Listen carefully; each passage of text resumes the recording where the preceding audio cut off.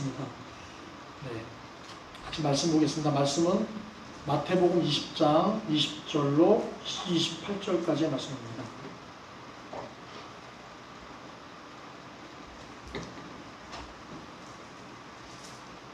말씀은 마태복음 20장 20절로 28절까지의 말씀 한 절씩 교독하겠습니다. 그때 세베대의 아들의 어머니가 그 아들들을 데리고 예수께 와서 절하며 무엇을 구하니? 예수께서 이르시되 무엇을 원하느냐? 이르되 나의 이 두 아들을 주의 나라에서 하나는 주의 우편에 하나는 주의 좌편에 앉게 명하소서. 예수께서 대답하여 이르시되 너희는 너희가 구하는 것을 알지 못하는도다. 내가 마시려는 잔을 너희가 마실 수 있느냐? 그들이 말하되 할 수 있나이다. 이르되 너희가 과연 내 잔을 마시려니와 내 좌우편에 앉은 것을 내가 주는 것이 아니라 내 아버지께서 누구를 위하여 예비하였든지 그들이 얻을 것이니라. 열 제자가 듣고 그 두 형제에 대하여 분이 여기거늘 예수께서 제자들을 불러다가 이르시되 이방인의 집권자들이 그들의 임의로 주관하고 그 고관들이 그들에게 권세를 부리는 줄을 너희가 알거니와 너희 중에는 그렇지 않아야 하나니 너희 중에 크고자 하는 자는 너희의 섬기는 자가 되고 너희 중에 누구든지 으뜸이 되고자 하는 자는 너희의 종이 되어야 하리라. 인자가 온 것은 섬김을 받으려 함이 아니라 도리어 섬기려 하고 자기 목숨을 많은 사람의 대속물로 주려 함이니라. 아멘. 네, 오늘도 우리에게 주시는 말씀을 통해서 주님을 좀 더 우리가 알아갈 수 있는, 주님의 마음을 알아갈 수 있는, 그리고 주님의 뜻을 알아갈 수 있는 그런 시간이 되었으면 좋겠습니다. 우리 지난주에 우리가 포도원 품꾼의 비유를 통해서 예수님께서는 모든 것을 다 내려놓고 예수를 따른다라고 하는 그 제자들에게 하나님 나라의 제자도에 대한 경고와 같은 그 가르침의 말씀을 우리가 들었습니다. 여러분 기억하시죠? 이 경고하신 이 내용은요, 그 부자 관원 청년이 예수님께 와서 아주 진중하게 영생을 얻기 위한 질문으로부터 시작된 내용이었습니다. 오늘 본문은요, 이제 예수님께서 예루살렘으로 가시면서 이 장소를 옮기시고 그 때가 또 다른 그 때가 다른 어떤 시점에서 이 이야기가 전개되는 것을 우리는 보게 됩니다. 분명히 오늘 이 본문의 이야기는 장소와 시간과 때가 다르기 때문에 그 전에 있는 본문과는 어찌 보면 별도의 그런 상황이기 때문에 별도의 내용인 것 같습니다. 그래서 기본적으로는 연결점이 없다고 볼 수 있는데 마태는, 예수님의 제자인 마태는 이 복음서를 쓰면서 분리되어 있는 시간과 장소와 때가 다르지만 분리되어져 있는 이 상황 속에서도 그 전에 있었던 내용과 연결점을 이렇게 찾아보려고 하는, 연결점을 이렇게 연결해서 이 내용을 연결하고 있는 내용을 우리가 볼 수 있다는 것이죠. 지난주 설교에서 우리는 잠깐 오늘의 본문을 소개한 것을 여러분 기억하실 것입니다. 그것은 다름이 아니라 베드로가 근심하고 돌아선 그 청년의 모습을 염두에 두고서 그 예수께 물은 그 질문에 대한 결론적인 답으로 그 베드로와 제자들에게 하신 말씀이 먼저 된 자로서 나중되고 나중된 자로서 먼저 될 자가 많다라고 하신 그 말씀이었습니다.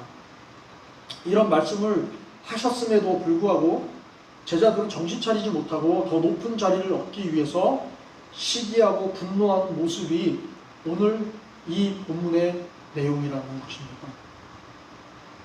예수님께서 예루살렘으로 올라가실 때 12제자들이 같이 따라가는데요.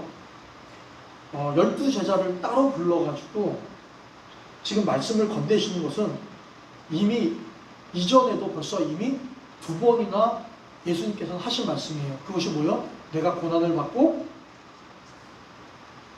욕을 보이고 내가 결국에는 십자가에서 죽게 될 것이다. 그러나 내가 다시 살아날 것이다 라는 이 말씀, 오늘 본문에 있는 이 말씀은 이미 제자들에게 두 번이나 먼저 하셨던 말씀이고 이게 세 번째 말씀이라는 것입니다.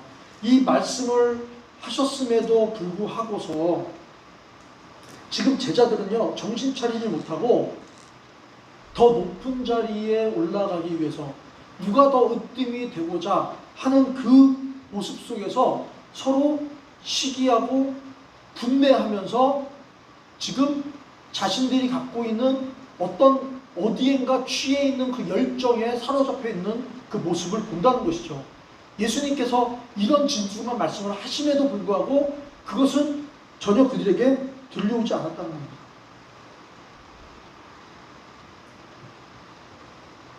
그러나 예수님께서는요, 지금 그들에게 전해주고자 하는 그 말씀은 바로 하나님의 나라가 이루어지는데 그것이 어떤 방법으로 이루어지는지에 대한 그 하나님의 뜻, 하나님의 계획, 그리고 하나님의 섭리, 인간의 방법이 아닌, 인간의 의가 아닌, 인간의 어떠한 힘과 권세와 권력이 아닌 전혀 다른 방법으로 하나님의 나라가 이루어질 것에 대한 내용을 얘기하고 계시는데, 지금요 제자들은 누가 그 영광의 자리가 올 때 좌편에 앉을지 우편에 앉을지 거기에 대해서만 마음을 두고서 야고보와 요한과 제자들은요 오히려 예수님이 하신 그 말씀을 귓등으로 듣고 오히려 예수님의 가르침에 대해서 맹인처럼 그리고 귀머거리처럼 깨닫지 못하는 그 모습을 기록하고 있는 게 오늘 본문의 내용이라는 것입니다. 오늘 본문은 이러한 관점에서 지난주의 본문과 연결해 보았던 것을 우리가 기억하실 것입니다. 자, 그러면 오늘 본문은 그런 면에서 우리가 이해한 가운데 이제 오늘 본문 자체에서 이 본문은요 이렇게 지난주와 연결점이 있지만 그 연결점 속에서 우리가 이해가 되지만 이 본문이 또한 그리면서도 이 본문 자체에서 주시는 예수님의 메시지가 있다는 거예요.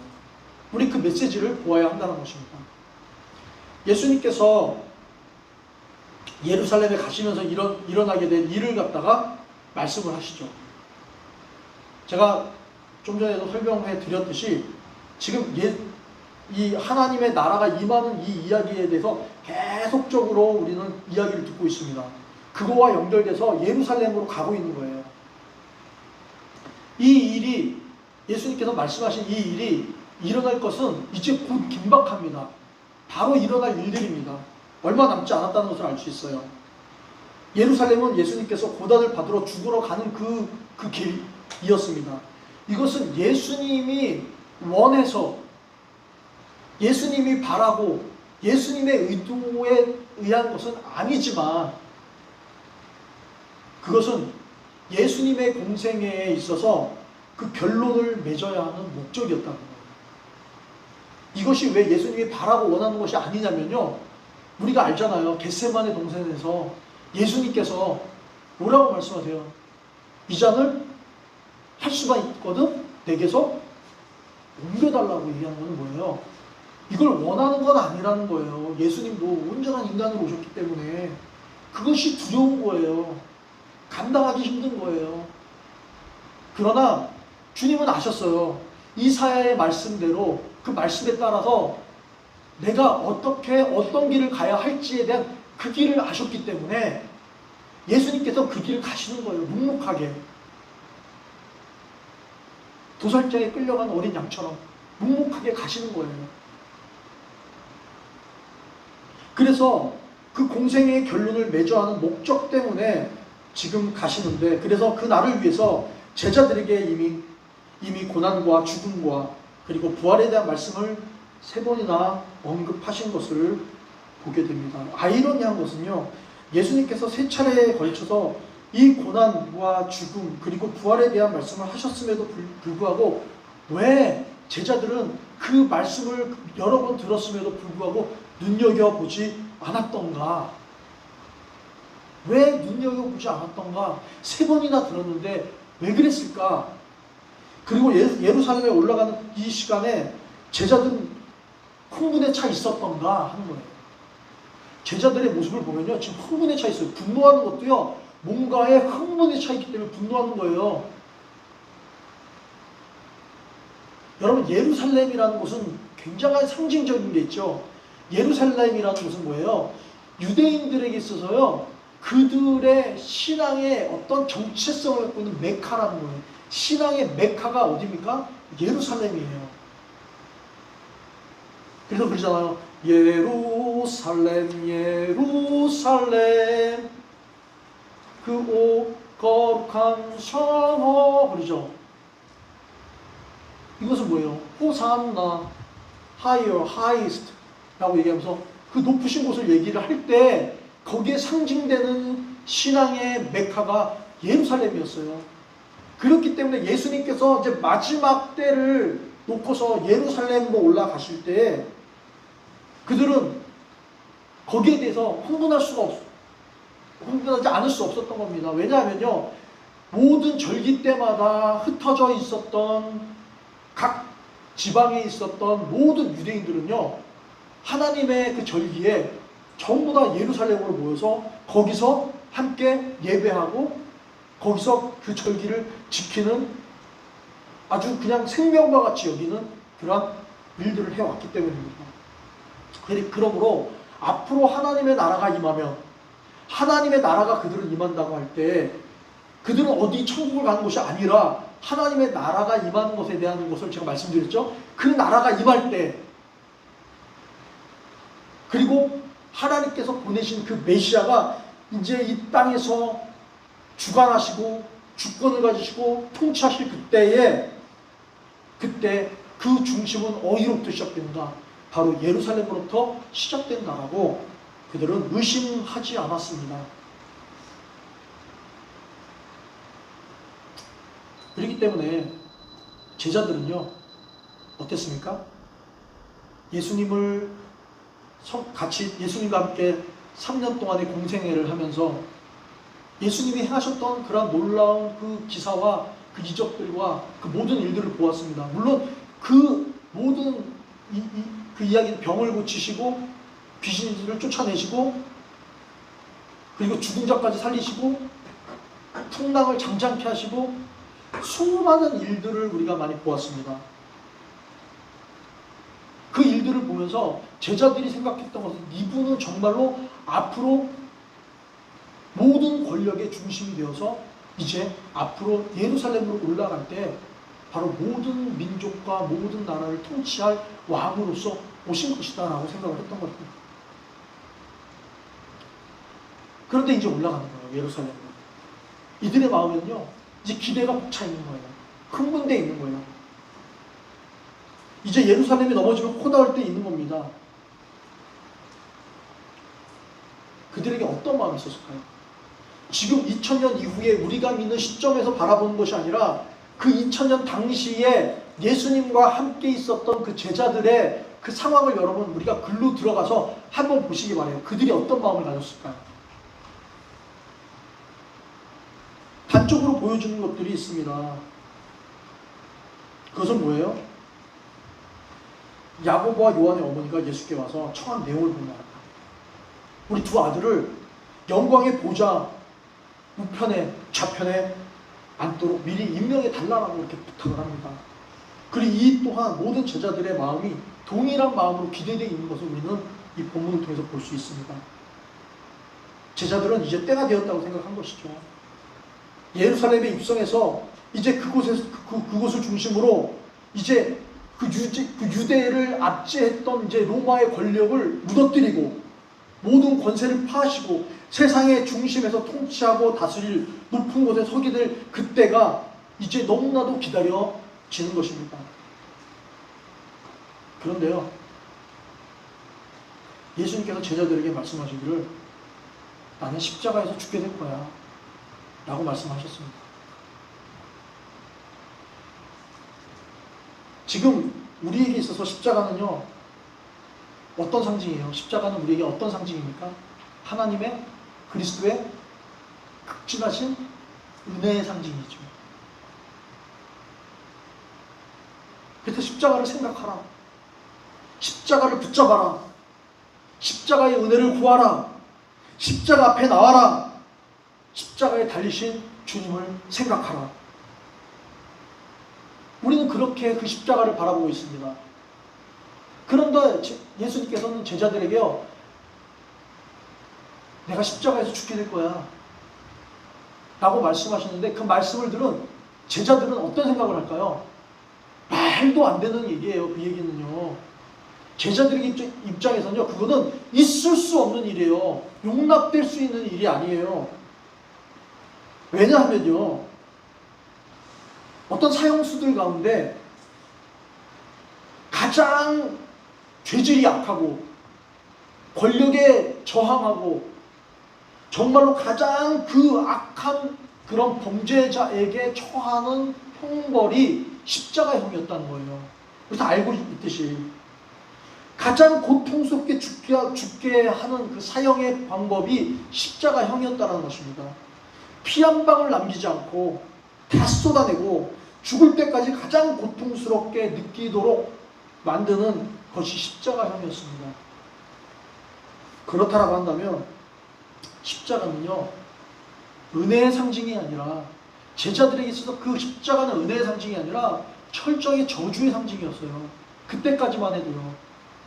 그걸 어떻게 이해하겠습니까? 받아들일 수 없는 것이죠. 근데 제자들은요, 그것을요, 그들이 귀담아 들을 수 있는 어떤 그러한 마음이 아니었다는 거예요. 왜? 그들은 예수님의 마음을 읽기보다는, 예수님의 뜻을 헤아리기보다는 그들 안에는 뭔가 추구하고 있는 것이 있는 겁니다. 예수님께서 십자가의 죽음을 말씀하셨을 때 제자들은 그 말씀을 어떻게 들었을까요? 여튼 제가 이 말씀을 묵상하는 가운데 제가 생각한 그런 건데요, 예수님께서 가르치시거나 불러서 뭔가 의미를 말씀하실 때 대부분 무엇으로 말씀하셨을까요? 지금까지 우리 계속 봤잖아요. 예수님이 뭐로 비유해서 뭐로 말씀하셨죠? 비유로 말씀하셨죠. 뭔가 의미 있는 걸 얘기하실 때 다 비유로 말씀하세요. 예수님께서 이것도 뭔가 의미를 갖고서 얘기하시기 때문에 비유라고 이야기를 생각할 수 있지 않았을까요? 제자들에게 있어서는 십자가에 죽는다라는 의미가 이것도 무슨 얘기지 하고서 비유로 들었을 수도 있을 거라는 생각이 들어요. 왜? 계속 비유로만 말씀하시기 때문에. 좀 전만 해도요, 비유로 말씀하셨잖아요. 하나님의 나라는 마치, 그죠? 포도원에 그 품꾼을 찾는 주인과 같은 이라고 얘기하면서 알 수 없는 그 특이한 그런 비유를 금방도 말씀하셨기 때문에, 이제 또 예루살렘을 가시면서 말씀하시는, 내가 이제는 대제사장들과 서기관들에게 고난을 받아서 내가 이제 십자가를 못 박혀 죽을 거다, 다시 살아날 거다, 죽었다 살아나는 이 부활에 대한 것조차도 그들에게 있어서는요, 뭔가가 상징적이고 비유적인 걸로 이해를 했을 거지 않을까라는 생각이 들어요. 그래서 이거는 모르겠어요. 근데 저는 그렇게 보여집니다. 맥락 속에서. 근데 이것이 저는 맞다고 봐요. 왜냐면요, 이게 지금도 우리에게 있거든요.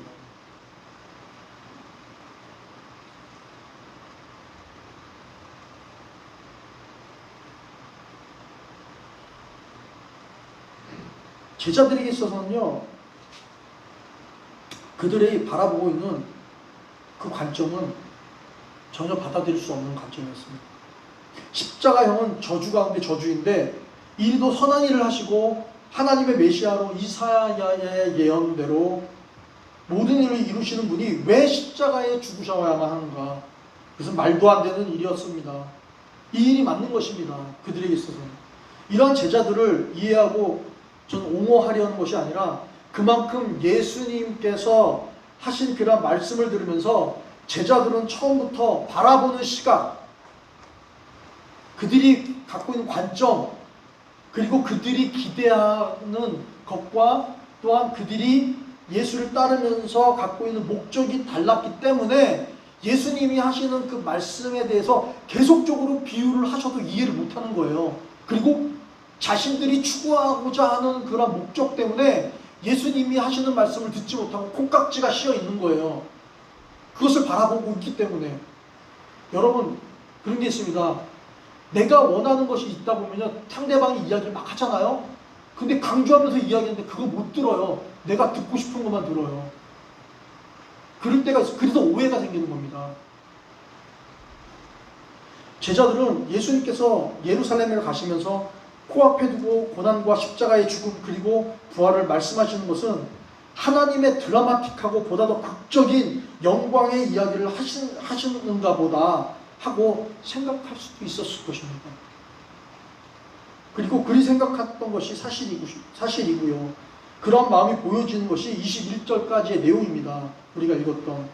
그래서 예수님은 너희가 지금 구하는 것이 무엇인지를 잘 알지 못하는구나 라고 이렇게 말씀을 하시는 거예요.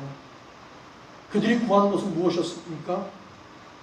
그리스도께서 이제 왕이 되실 때, 원래 그리스도는 왕이시지만 이제 그들이 보기에 이제 보여지는 시각적인 왕이 되셨을 때 그 우편과 좌편에 앉게 해달라는 것이 그들이 구하는 것이었다는 것이죠.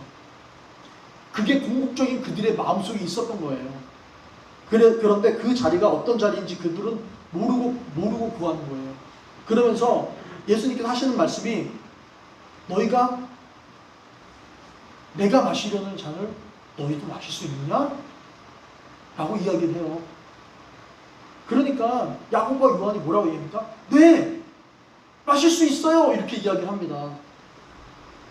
사랑하는 여러분, 우리가 이 장면을 보면서요, 우리가 예수를 믿고 따르는 것에 대한 우리의 마음이 어디에 가 있는지, 우리의 마음이 어디에 있는지에 있어서 굉장히 중요한 질문을 하고 있는 거예요. 예수를 왜 믿습니까? 굉장히 근본적인 질문이고 가장 기초적인 질문이죠. 예수를 왜 믿습니까? 예수님께서 말씀하신 메시지와 가르치신 여러 가지의 말씀을 우리가 듣고 그리고 듣고서 그런데 따를 마음이 없으면서 교회에 다니면서 예배하는 것이 예수와 동행하고 있다라고 생각하는 것까지 뭐라고 말할 수는 없지만 예수님의 말씀을 듣고서 따를 마음이 없는데 왜? 예수님 사랑해요. 주님과 동행하길 원합니다. 주여 내가 여기 있사오니 하면서 마치 주님께서 내 잔을 마실 수 있느냐라고 했을 때 네 마실 수 있어요 라는 그런 고백을 우리가 하고 있는데 마음은 딴 곳에 가 있고 생각과 삶의 가치와 의미가 모두 다른 곳에 가 있지 않느냐 하는 것입니다. 정말 예수님을 사랑합니까? 라는 질문에 있어서 그 사랑이 여러분들이 정의할 수 있는 예수님의 사랑이 뭡니까? 여러분들이 생각하는 예수님에 대한 사랑이 무엇입니까? 여러분들이 믿고 있는 믿음에 대한 예수를 믿는 것에 대한 믿음의 정의가 무엇입니까? 야고보, 요한의 예수를 따르는 그러한 정의 아닐까요? 우리가 그렇게 예수님과 가까이 있다라고 하지만 사실상 우리가 믿는 그 믿음의 정의는 예수님이 말씀하시는 정의가 아니라 그 제자들이 예수께 가장 가까이 있으면서도 따름만 품고 있는 예수가 하는 말씀을 하나도 못 알아듣고 어찌 보면은 내 목적을 위해서 옆에 있는 그런 믿음이 아닌가 하는 가장 우리 심령 가장 밑에 깔려있는 누구도 건드리지 못하는 불물류와 같은 우리 밑자락에 있는 우리 그 믿음의 근간 그 부분을 예수님께서 딱 건드리는 것이 아닐까요?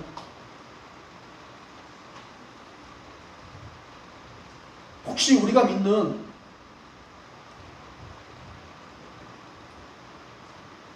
믿음은 마치 액세서리 영성과 같지 않은가? 교회 건물과 안락한 사회적 편의시설이 더 갖추어지면 좋고 세련된 찬양과 미래에 대한 보상과 천세의 축복을 누리며 사는 것, 그 이상도 이하도 아닌 예수는 단지 내 삶에 있어서 필요한 도구와 같은 신앙은 아닌지 우리는 이 본문을 통해서 냉정하게 우리 자신을 성찰해 보아야 한다는 것입니다. 예수님께서 말씀하십니다. 그래? 너희가 마시겠다고? 그래, 그 잔을 마시게 될 것이다. 예수님께서 마시는 그 잔은요, 어떤 잔이었습니까? 골고다 십자가의 잔이었어요. 그래서 예수님께서도 겟세마네 동산에서 밤을 새면서 기도하실 때 아버지 할 수만 있거든 이 잔을 내게서 옮겨 달라고 하신 그 잔이었습니다. 그러나 내 뜻대로 마시고 아버지의 뜻대로 해달라고 기도하시는 것을 앞으로 보게 될 그 잔을 마시는 거였어요. 그 내가 마실 잔은 너희도 마실 수 있느냐라는 질문을 지금도 주님께서 제자들에게 하는 것처럼 저와 여러분들에게 하고 계신 거예요. 그 잔을 마실 수 있습니까? 주님 말씀하십니다. 그 잔을 마실 수 있느냐? 그런데 이 잔은요, 어떤 잔인지 아세요? 소명의 잔이에요. 하나님으로부터 받은 여러분 각자 소명의 잔이에요. 십자가의 잔입니다. 너의 십자가를 너가 지고 가라라고 말씀하시잖아요. 그 주님 하나님께서 우리에게도 우리의 인생 가운데 주시는 잔이 있어요. 소명의 잔이에요. 예수님과 공유하겠다라고 한 그 잔은 영광과 권세의 잔이 아니라 수치와 모욕과 핍박과 침뱉음과 그리고 결국 죽음이었습니다. 예수님은 그 잔을 맛보았습니다. 예수님은 그 잔을 품었습니다. 우리에게는 그러한 잔을 주시지 않을지 몰라요. 혹시 어떤 이에게 그 잔을 줄 수도 있어요.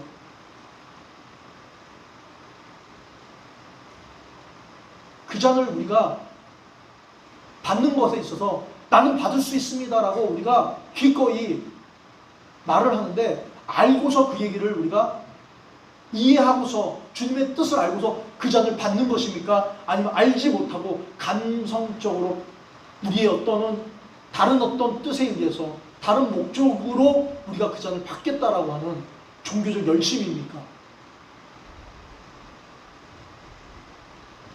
예수께서 야고보와 요한에게 이렇게 말해요. You will indeed drink my cup 이렇게 얘기합니다.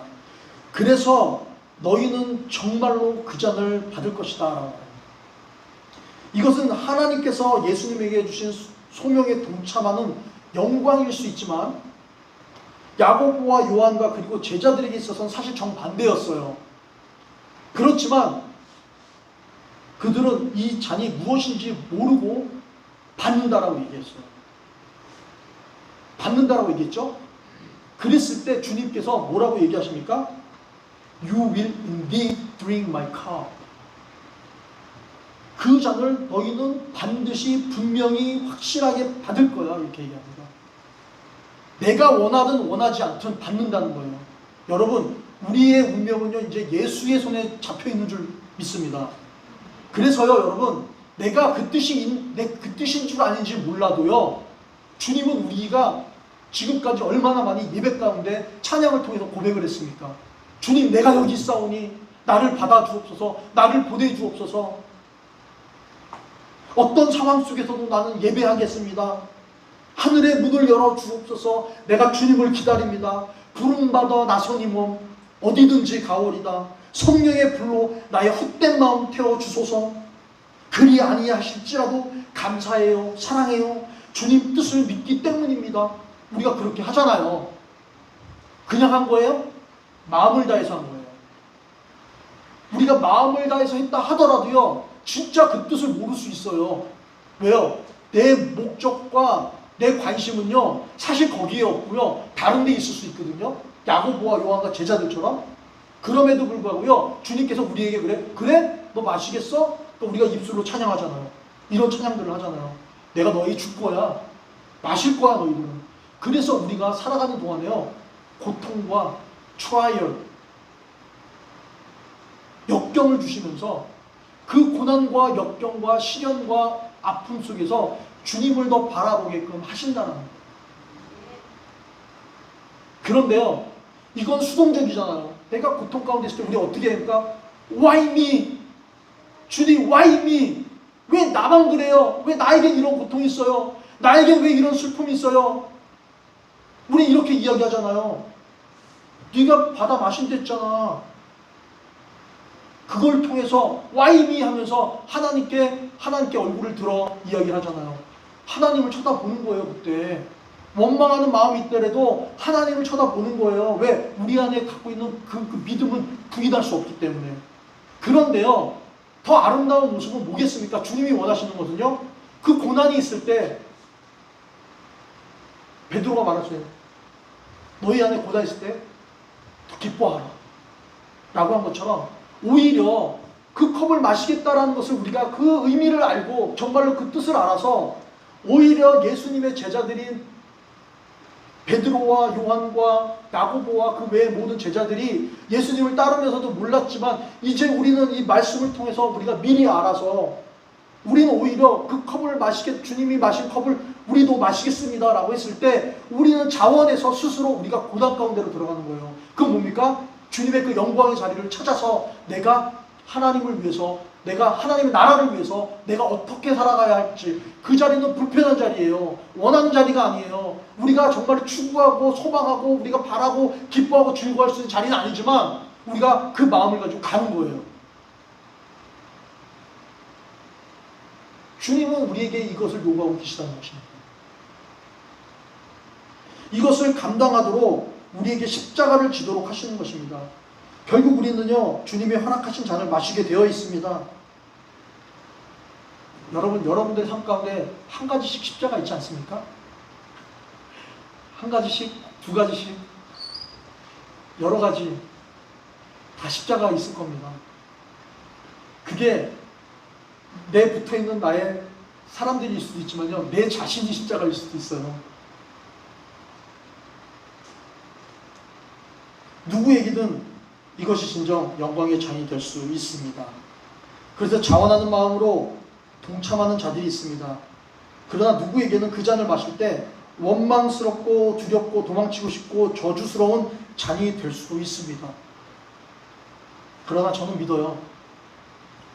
그 잔이 영광의 잔으로 받아들이든지 아니면 저주와 같은 고통의 잔이 된다 할지라도 그 잔을 마시겠다고 고백한 자들, 내가 주님을 나의 주님으로 내가 믿겠다라고 고백한 자들, 그래서 그 잔을 마시게 될 때 주님께서는요, 그 잔을 마시는 자들을 포기하지 않으십니다. 저주와 같은, 그 제자들 다 떠나잖아요. 예수님께서 십자가를 지실 때 다 떠나잖아요. 그러나 어때요? 다시 그 부활을 보면서 그들은 예수님이 마신 그 잔을 다시 찾아가서 마시는 모습. 우리가 지금은 연약하고 부족해서 모르고서 내가 주님이 마신 그 잔을 마실 수 있습니다 라고는 할지 몰라도 정작 나에게 내가 그 잔을 마시게 될 때 그것이 너무나 고통스러워서 벗어나고 싶고 도망가고 싶은데 결국 마시게 돼 있거든요. 그런데 중요한 것은 뭔지 아세요? 그 삶을 걸어가는 그 무거운 걸음을 주님께서 포기하지 않도록 끝까지 붙잡고 가신다는 거예요. 그래서 말씀하시잖아요. 제자들이 얘기하잖아요. 그 누가 구원을 받을 수 있습니까? 사람은 할 수 없지만 하나님은 하실 수 있다라는 그 말씀. 우리는 원하든 원치 않든 주님이 마신 그 잔을 우리는 마시게 될 수밖에 없어요. 여러분들이 예배자로 서 있는 이상은 우리는 그 길을 갈 수밖에 없어요. 그러나 여러분, 낭망하지 마십시오. 주님이 끝까지 우리를 붙잡고 가시는 줄 믿습니다. 그 다음에 예수님께서 말씀하시기를 내 좌우편에 앉게 되는 것은 내가 주는 것이 아니야. 이것은 내 아버지께서 누구를 위하여 예비하셨든지 그들이 얻을 것이다 라는 말씀입니다. 분명히 얻을 것에 대한 이야기를 하세요. 그런데 이것이 분명히 예비되어 있지만 이것은 익명으로 익명으로 남겨두고 있어요. 베드로, 야고보, 요한, 너희의 자리 라고 얘기하지 않아요. 너희가 될 수도 있지만 너희가 아닐 수도 있어 라고도 말하는 거예요.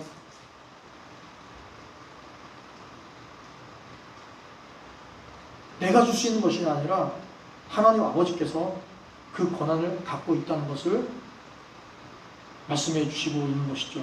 그래서 우리는 여기서 예수님이 이 땅에 오셔서 행하신 일들을 여러분 잘 보시기 바랍니다. 예수님께서는요, 율법을 가르치시기 위해서 안식일에 갈등과 그 논쟁이 되는 일들을 하셨어요. 안식일에 밀밭 사이로 갔을 때 제자들이 그 이삭을 부벼서 먹을 때 그것이 하나의 안식일의 논쟁거리가 되었잖아요. 근데 그 먹는 것을 허락하세요, 예수님이. 그리고 안식일에 병자를 고치는 일들을 하십니다.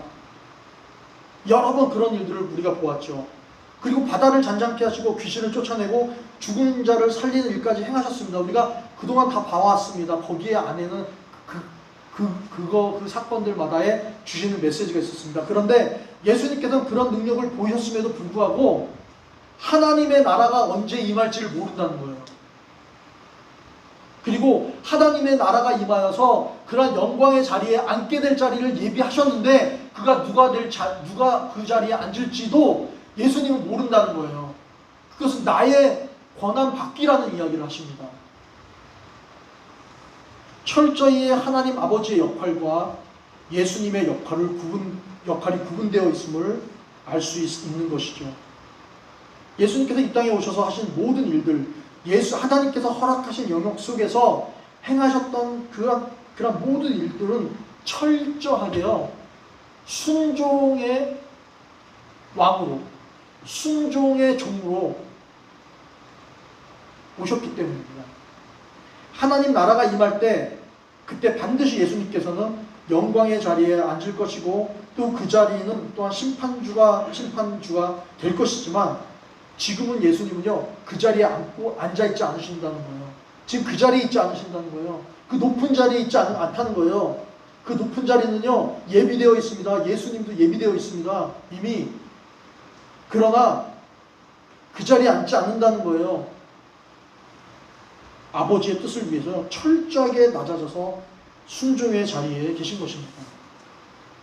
그래서 열 제자들이 예수께서 하신 말씀을 듣고 귀에 들어오지도 않고 자신들이 생각하고 있는 권세와 성공의 자리에서 야고보와 요한을 보면서 그들이 먼저 그 자리를 찾자 하면 안 되지 싶어서 서로 씩씩거리면서 분을 내고 있는데 예수님께서 그들에게 다시 불러 모아서 집중시키시는 그러한 말씀이 결론의 내용이 28절의 내용인 것입니다.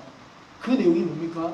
인자가 온 것은 섬김을 받으려 함이 아니라 도리어 섬기려 하고 자기 목숨을 많은 사람의 대속물로 주려 합니다. 이것이 주님의 목적이었고 아버지의 뜻이었던 것이죠.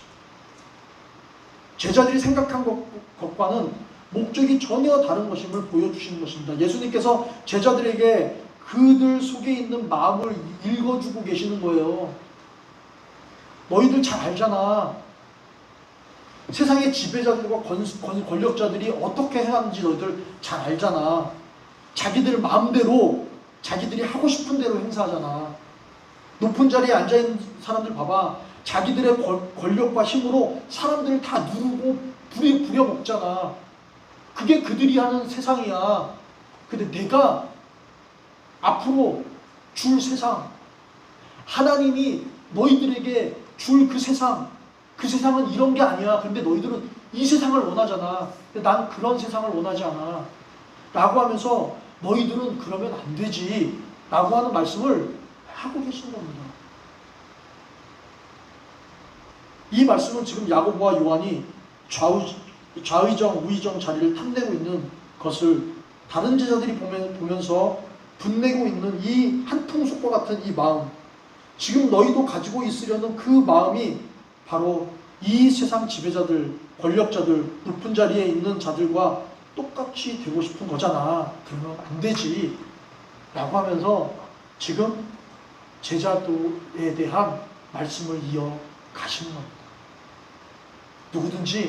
너희든지 누구자 크고 싶어? 그러면 너희를 섬기는 자가 되어야 해. 너희 중에 가장 백방이 되고 싶어? 우두머리가 되고 싶어? 그러려면 너희의 종이 되어야 해. 이것이 하나님 나라에서만 볼 수 있는 큰 자의 모습이야 라고 말씀을 하시는 것입니다. 말씀을 맺습니다. 예수님께서 이 땅에 오신 목적은 섬김이라고 말씀하십니다. 하나님 나라에서 모든 이들은요 서로 섬기는 모습으로 살아갈 것입니다. 예수님께서 우리에게 하나님 나라에 들어가기 전에 우리가 살아가야 할 모습을 보여주시고 또 우리가 이 땅에서 그리 살아가야 할 연습을 하도록 가르치고 계신 것입니다.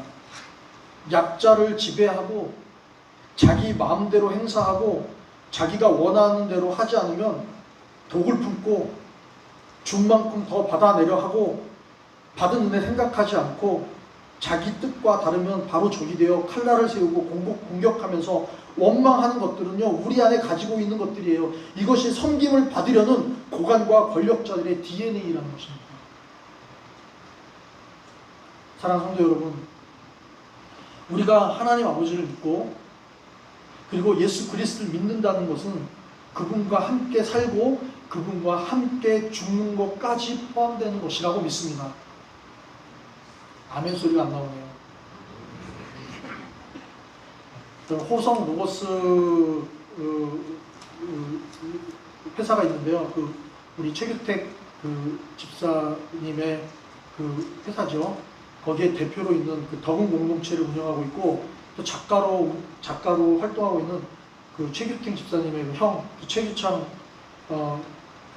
형이 저는 형이라고 부르는데 그분이요 쓴 칼럼이 있어요. 글을 좀 많이 작가이기 때문에 글을 많이 썼는데 제가 그분의 글을 참 좋아해요. 근데 그분이 쓴 칼럼의 내용을 제가 보고서 그거를 이렇게 스크랩을 해갖고 제가 간직하고 있는데 오늘 이 말씀을 준비하는데 그것이 떠올라서 찾아봤더니 그걸 갖고 있더라고요. 그래서 이 내용을 좀 제가 소개해 보려고 합니다. 아주 짧은 글인데요. 잘 한번 들어보시기 바랍니다. 이분이 믿음에 대한 이야기를 썼는데 믿음이란 그것을 지키지 않을 경우 대안을 준비하지 않는 것입니다. 자신의 취약성에 노출시키는 일입니다. 하나님을 진심으로 원망하거나 욕해보지 않았다는 것은 어쩌면 항상 플랜 B를 세웠다라는 말일 수 있습니다. 다 자란 자녀의 삶을 너무 걱정하는 것은 사랑일 수 있으나 부모가 나를 믿지 않는다는 사인을 주게 되는 것입니다. 믿음은 그냥 같이 망할 각오를 하는 것입니다.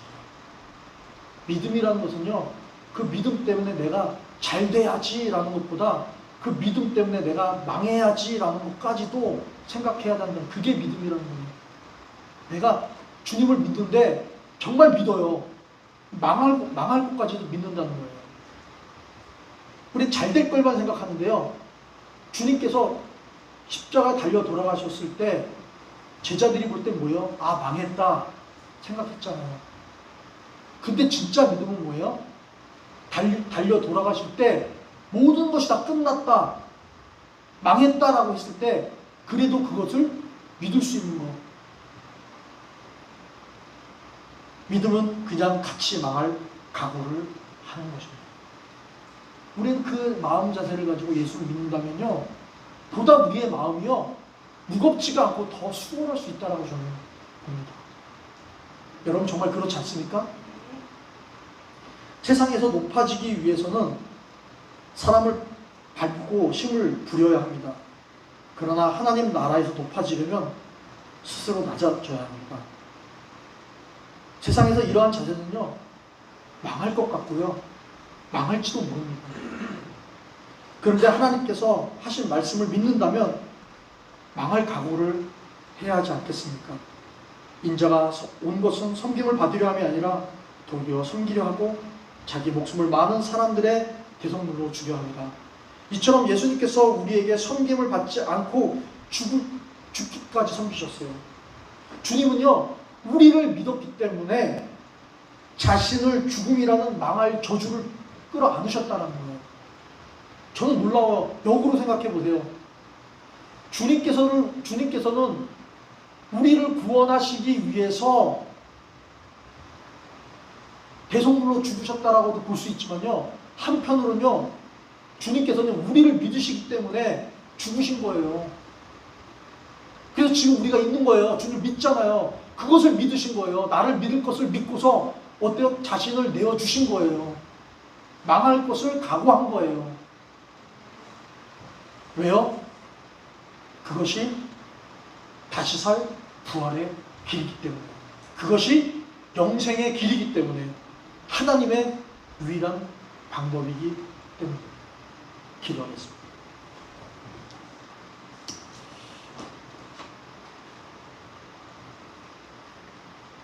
우리가 이 시간에 함께 기도할 때요, 오늘 들은 말씀이 여러분들의 마음에 부담을 주고 불편함을 주고 또 무게감을 주고 힘들게 하는 것이 아니라, 여러분 우리가 진짜 믿음으로 주님을 그렇게 붙잡을 때 오히려 우리가 가지고 있었던 갈등하고 주저하고 오히려 더 주님께 가까이 나아가지 못하고 경계선에서 한 발을 주님께 드려내지 못하고 있는 우리의 그러한 마음이 훨씬 더 수월해지리라고 믿습니다. 주님, 내가 한 발을 세상에 이렇게 딛고 있는 건 마저 주님께 온전히 옮겨서 망할 것까지 생각하고 내가 주님을 온전히 믿을 수 있는 그런 믿음으로 나아갈 수 있게 하여 주옵소서.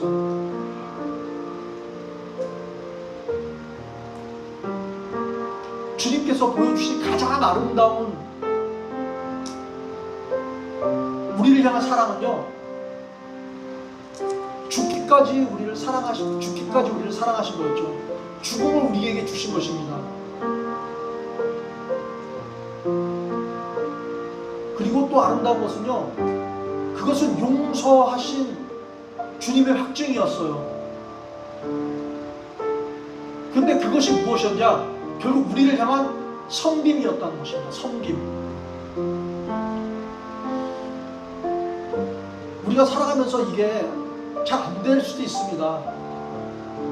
저와 여러분은 이것은 끊임없이 우리가 살아가면서, 우리가 훈련하면서 의지적으로 노력하면서 우리가 해가야 할 우리의, 어찌 보면은 그리스도인의 도일 수 있어요. 그리스도인이 걸어가야 할 길일 수 있습니다. 근데 이걸 포기하지 말자고요. 넘어질 수 있어요. 잘 안 될 수 있어요. 안 되면요 오히려 마음이 무거워요. 그런데 우리가 성공하면요 그 무엇보다도 기쁠 수 있습니다. 왜? 그것이 하늘의 영광임을 우리가 알기 때문에. 우리가 날마다 도전하면서 주님, 우리도 그 잔을 마시기를 원합니다 라고 하는 것이 수동적인 것이 아니라 능동적으로 우리가 그렇게 한 걸음 한 걸음 걸어갈 수 있는 하나님 나라의 백성이 되기를 원합니다. 우리가 함께 그렇게 기도하면서 이 말씀을 생각하면서 우리의 그 믿음을 다시 한번 정립할 수 있는 시간이 되기를 소원합니다. 같이 기도하겠습니다.